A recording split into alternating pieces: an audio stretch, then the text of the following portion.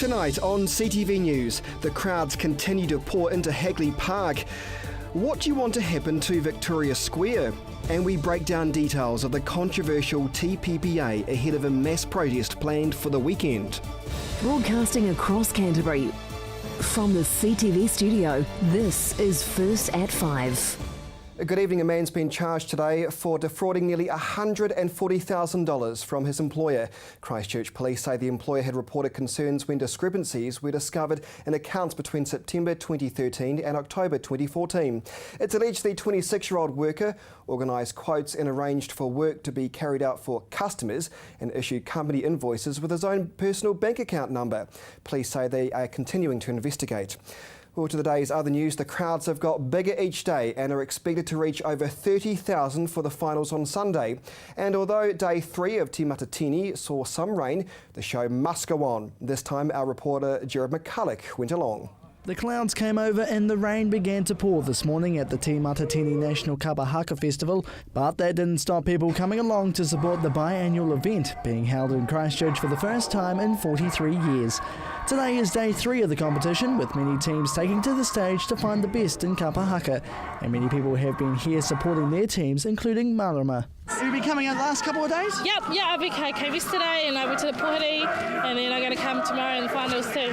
Angie says the wet weather hasn't stopped her. Kind of put me off today, but I can't miss my Ropu, so it's good fun.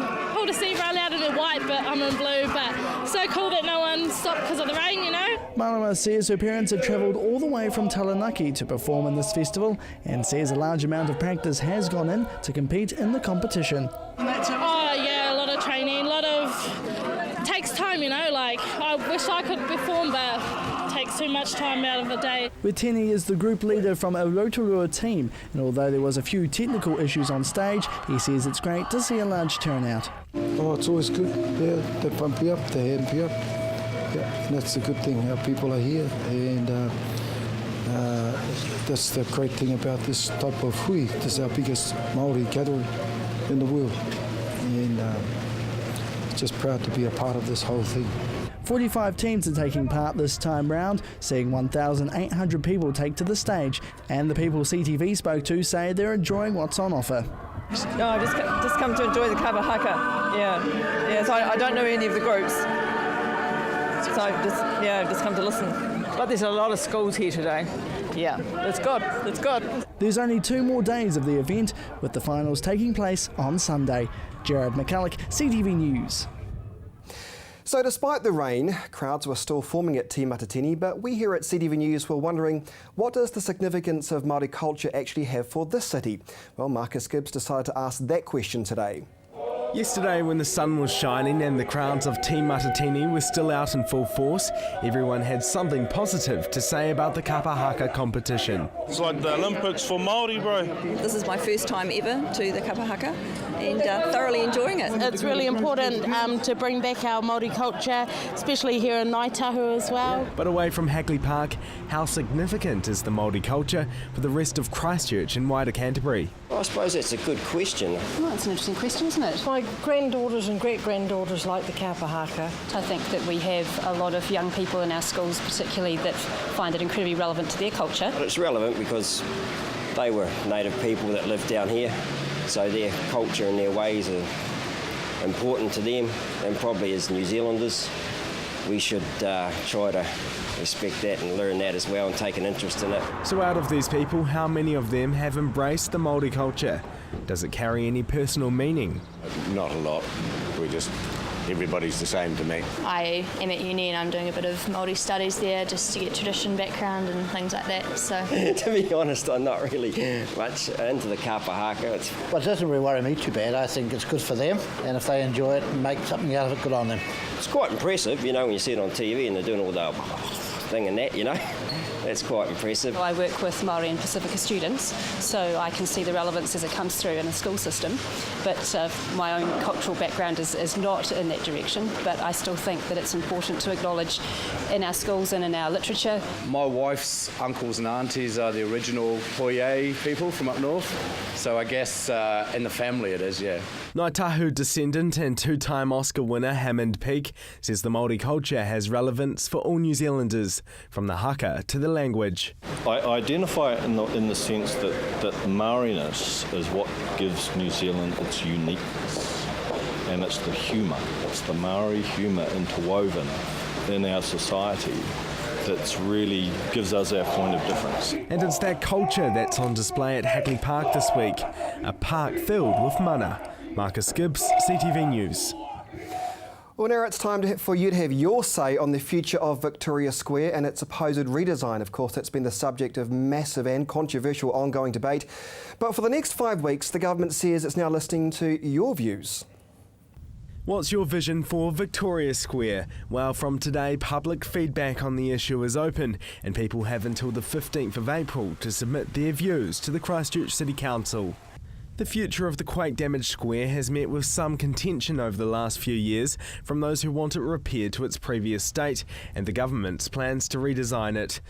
Being adjacent to the Avon River and the abandoned Christchurch Town Hall, the square's design needs to factor in historical importance with the future look of the Avon River precinct. Associate Canterbury Earthquake Recovery Minister Nikki Wagner will have the final say on its design and says a priority will be repairing heritage features like the Bowker Fountain and improving safety. She says community consultation will continue for the next 6 months. From April, input will be considered into a draft plan, which will then go back to the community for more feedback. A final plan will be presented in mid-September, and the Minister will then consult with the Council and Ngāi Tahu before deciding on the next look of the square. Swimmers will be able to return to Jelly Park tomorrow after it was closed following the death of an elderly woman. It's thought she may have died from a heart attack this morning. Firefighters and St John Ambulance attended the scene at 11, but paramedics pronounced her dead at the scene shortly after. It's understood she was swimming at the time. Well, are you a keen mountain biker? Well, if you are, a new endurance race between Christchurch and Queenstown has received over $1 million in funding from the government, and it's supposed to start next year. A new South Island endurance event is hitting the hills from next year. The Pioneer Mountain Biking Race is a 560-kilometre run between Christchurch and Queenstown along the base of the Southern Alps. The annual 7-day race has secured $1.2 million of funding, split over its first 3 years from the Ministry of Economic Development. Organisers say participants will compete in two-person teams, riding between 3 to 7 hours a day on a mixture of unsealed roads, farm tracks and cycle trails. There will also be events in Christchurch and Queenstown for recreational riders and families. Organisers are expecting more than 1,000 entries for the inaugural race, being held at the end of January next year. The Ministry has justified the funding, saying the event will attract economic investment and showcase New Zealand internationally. Well, still to come here on CTV News, over 1,000 people are expected to protest against the TPPA tomorrow. We speak to the organiser of that rally next.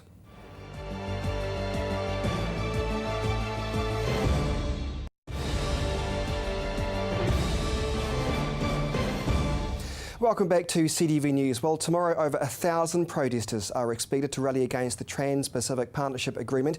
It's a highly contentious issue, and joining me in the studio now we have the protest organiser, Jen Despar, to explain exactly what this is all about. Jen, welcome to CTV News.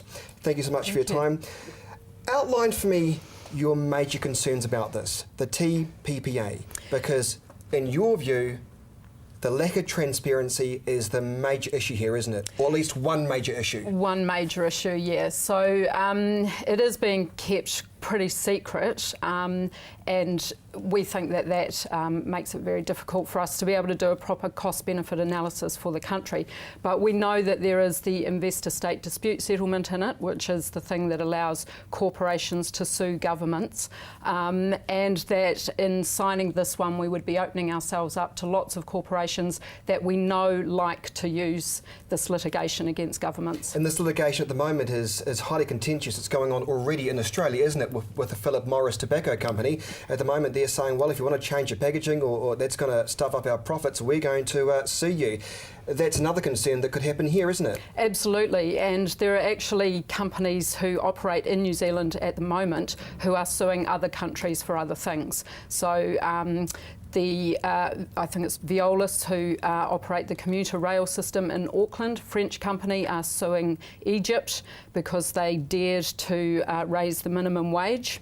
and another company, Oceania Pacific, who are a gold mining company who work in Reefton, are suing Ecuador for not getting resource consent to mine in an area where they would have polluted the water. So I'm having absolute trouble as to finding out the good things about this agreement at all. The trouble is we don't know what the good things are because we're not allowed to know. What do you make then of Tim Gross? You may have seen the interview on Q&A about a month or so ago now, and he was asked about similar questions. What about when companies can sue the government? What about the fact that pharmaceutical companies might be able to, the copyright issues will be pushed out and extended, and that's bad for business. That's not only bad, not bad for business, bad for consumers. Yes. He said, the government's not that dumb. We're not going to be going down that road. Do you believe him? Well, I think I'm not sure if Tim Grosser is taken in by the dollar signs. So the New Zealand Sustainability Council have had a look at the economic tool that was used to come up with the figures about what New Zealand is potentially likely to earn, and so $5 billion is being bandied around. But the New Zealand Sustainability Council has said that that tool is completely untrustworthy. So I think that there are things, I mean, there would be winners in New Zealand, let's be fair. There are exporters who may find that their markets are increased. However, I think that we need to just have a whole look at all of the effects, a cost-benefit analysis, to see if across the board it's good for New Zealand. In your view, why is this so secretive then? Because I can't understand why it's so... Well, I think the thing is that in the past, these kinds of agreements have been more public, and there has been huge public outcry against them, and then they've been scuppered. So the multilateral agreement on investment, SOPA and ACTA in the United States, these things have been made public, and the public outcry has been so vast that it hasn't happened, and now they've been resurrected in the Trans-Pacific Partnership. And if you keep it secret, well, nobody can sort of say anything about it. The information you're going on from yourself and other groups like you is from WikiLeaks. It's some of it I put to you as conjecture, or we don't know if it's factual or not. And because it's so, is this the danger? Because it is so secretive, how do we know what's real and how do we distinguish fact from fiction? So it must be a fine balancing act for people like yourself to make sure you're not creating unnecessary hysteria, though. Yes, I think that's true. There are people, because this has been being negotiated for so long, there's a lot of people who've been following it around and who know a lot about it. But I think the most obvious thing is that you look at the progression of free trade agreements that have been happening all the way along. You look at the North American and the Central American free trade agreements and what's happened in the 20 years since they've been in.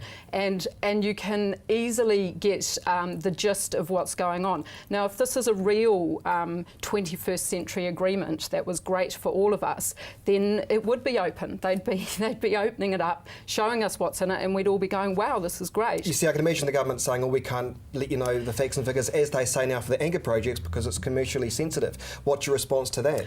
Well, the response is that you can release the text before ratifying it. So once the negotiation is made final, bring it back to New Zealand, give us a decent time to be able to do a cost-benefit analysis and have a proper look at it. 15 days is not long enough to look through a 29-chapter agreement. And that also has to be the recommendations or the advice from the stakeholders, who are us, has to be taken into account. Tim Gross has said, trust our negotiators, they're not dummies. Yeah. So why, then let me put it to you, why won't you trust the negotiators if Tim Gross is saying they're not dummies? Well, Chris, I think that perhaps Tim Grosser and the negotiators have very different ideas about what might be the best thing for New Zealand from me and a lot of other people. And if you look at the people who are coming out against this, huge rasts of the medical profession, the judiciary. I spoke on News Talk to Eric Monasterio, yes, who was a forensic psychiatrist. Yeah. in Christchurch. He's done research on it. There are lots and lots of people. You know what I find weird about this? It's like you go to buy a house and you say to somebody, oh, well, I'll let you know the defects once you've signed it over. It doesn't make any sense to me. I think it's as simple as that, isn't it? I think it is as well. So we've only got 30 seconds left. Give us the details. People who are passionate about this, and I know there's a lot of people that have been following the program recently, they want to know more, they want to come along to the protest. Give us the details. So 12:30 tomorrow, Shand Crescent Reserve on Riccarton Road. We'll be marching at 1 up to Hagley Park. We've got a few speakers to tell us a bit more about it, so if you want to learn more about it, that's the place to come. And then we'll have a bit of dancing, of course, for what is a revolution without dancing. And if you want to find more, nice. itsourfuture.org.nz has heaps and heaps of information. You know what I like about you? I like your passion. And thanks for coming into CTV News tonight. Thank you and I very wish much you all for the best having for me. tomorrow. You're welcome. We'll still to come here on CTV News, your region's weather. Do stay with us.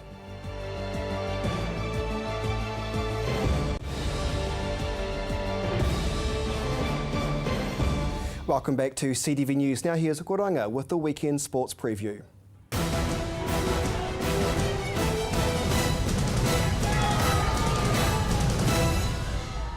Although the Crusaders may have a bye this weekend, much of the side got a competitive hit-out during the week against the Hurricanes development side in Wellington. The 38-21 win was captain Kieran Reid's first match of the year, with the All Black getting an all-important match under his belt while coming out the other side unscathed. The team, who have fallen to a 1-win, 2-loss record this season, are also expected to have the services of returning Fijian winger Nemani Ndolo when he takes on the Lions on March 14th. The Canterbury cricket side kept their hopes of defending the 4-day Plunket Shield title alive with a dramatic final day win over the Auckland Aces. After going down to the Aucklanders by 10 wickets in their previous encounter, Canterbury were in danger of slipping out of the title chase without a win in Auckland this week. Henry Nicholls' knock of 102 in the first innings helped Canterbury to 340, taking a 46-run lead into the second innings.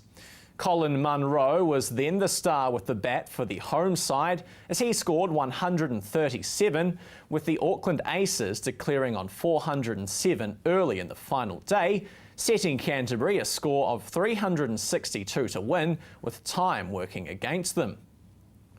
Losing 2 wickets before lunch, Canterbury then rebounded in the afternoon session, with Peter Fulton producing a true captain's knock with a century, while Neil Broome and Andrew Ellis also stepped up with knocks of 79 and 81 respectively.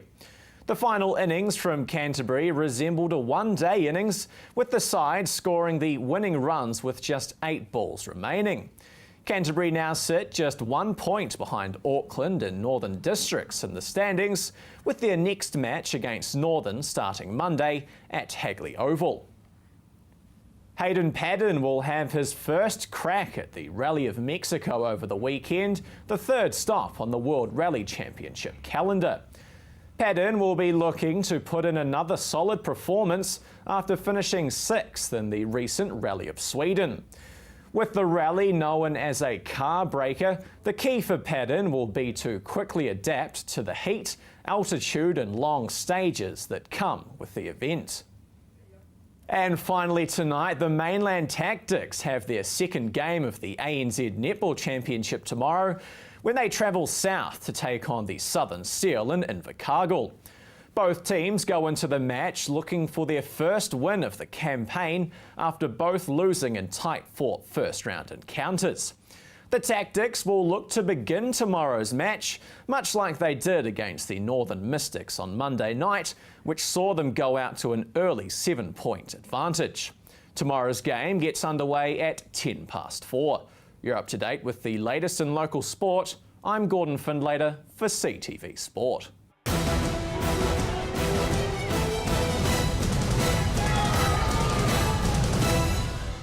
And now it's time for your region's weather. Kia ora everybody, let's take a look at today's temperatures. Down in Timaru, 25 degrees for you today. Temuka and Geraldine both on 26 degrees. Ashburton, 25 degrees down your way. Methven had a warm 25 degrees. Rakaia also on 25 degrees. Dartfield had a lovely 25 degrees as well today. Leeston and Rolleston on 26 degrees.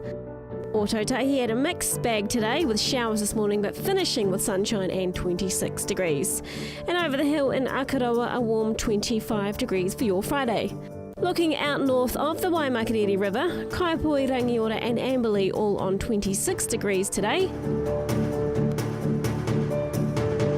Culverden and Hamner Springs both on 25 degrees today and 25 also in Cheviot. And also up along the east coast, Kaikoura receiving a high of 25 degrees for Friday. Let's take a look at the weather for Saturday. Timaru, mostly cloudy with rain at first and mild northerly winds, but cooler southerlies freshening during the afternoon with showers developing. Tonight expect a low of 14 and tomorrow a high of 23. Down in Ash Vegas, a period of rain during the morning, then clearing and fine with warm northwesterlies. Cooler southerlies and showers developing by evening. Tonight will get down to 14 and tomorrow a high of 24.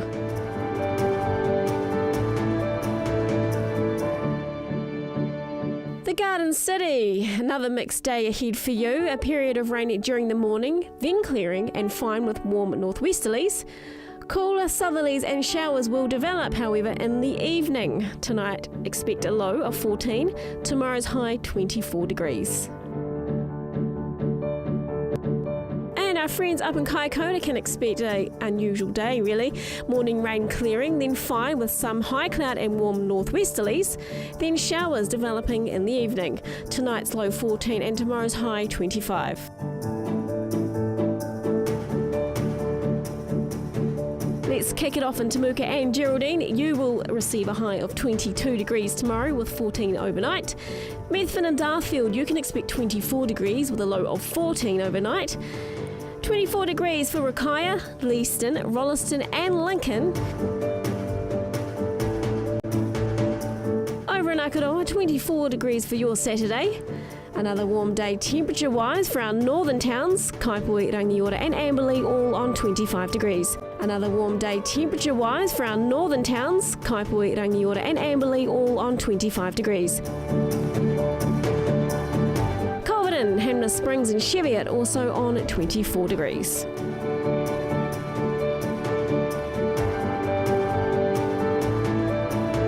Looking ahead for Canterbury, any early showers clearing and cloud will break on Sunday with strong gusty cold southwesterly winds decreasing slowly during the day. Early cloud clearing and becoming fine and sunny on Monday with moderate northeasterlies. Mostly fine and sunny on Tuesday with the usual northeasterly winds. A few showers at first on Wednesday with fresh cool southwesterlies, but clearing and becoming fine during the day with winds dying out. Mostly fine and sunny with northeasterlies expected next Thursday. And that's your weather update for Friday. I hope you have a fabulous weekend. You too, Riri. And while the weather here is clearing, the west coast is bracing for more heavy rain following a day of deluge flooding streets and businesses and homes. In fact, even 5 schools were closed today and slips have blocked the Billa Gorge route into the Alps. The Met Service has now issued a severe weather warning for the region for tomorrow, with another 90 to 120 millimetres of rain expected in Westland.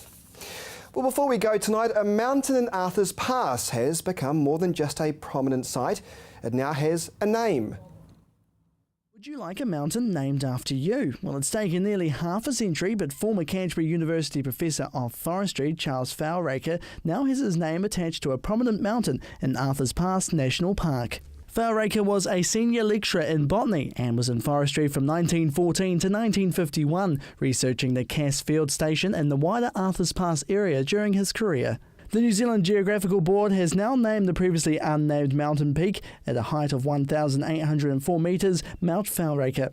It's the most prominent mountain peak when looking northwest from Cass Station towards Arthur's Pass National Park, and features regularly in early paintings from Cass over the last century. Very nice. Well, that is CTV News for the week. Have a fantastic weekend.